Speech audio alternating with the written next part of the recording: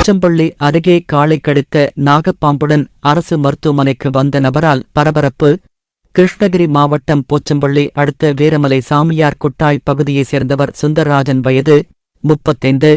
விவசாயியான இவர் வழக்கம் போல் இன்று மாலை தனது விவசாய நிலத்தை பார்வையிட்டு வீடு திரும்பும்போது திடீரென நாகப்பாம்பு ஒன்று அவரது காலை சுற்றி அவருடைய பாதப்பகுதியில் தீண்டியுள்ளது. சற்றும் எதிர்பாராத நேரத்தில் நடைபெற்ற இச்சம்பவத்தால் சுந்தரராஜன் அதிர்ந்து போனார். பின்னர் சாமர்த்தியமாக கடித்த நாகப்பாம்பை பிடித்து பாலித்தீன் கவருக்குள் போட்டுக்கொண்டு இருசக்கர வாகனத்தை எடுத்துக்கொண்டு வேகவேகமாக போச்சம்பள்ளி அரசு மருத்துவமனைக்கு வந்து பாம்பையும் கடித்த இடத்தையும் காண்பித்துள்ளார். பாம்பை கண்ட மருத்துவர்கள் அதிர்ச்சிக்குள்ளாகி பின்னர் கடிப்பட்ட நபருக்கு முதலுதவி சிகிச்சை அளித்து பின்னர் கிருஷ்ணகிரி மருத்துவக் கல்லூரி மருத்துவமனைக்கு மேல் சிகிச்சைக்காக அனுப்பி வைத்தனர். பாலித்தீன கவருக்குள் அடைத்து வைக்கப்பட்டிருந்த பாம்பு இறந்து போனது. பாம்புடன் அரசு மருத்துவமனைக்கு வந்த நபரால் சிறிது நேரம் பரபரப்பாக காணப்பட்டது.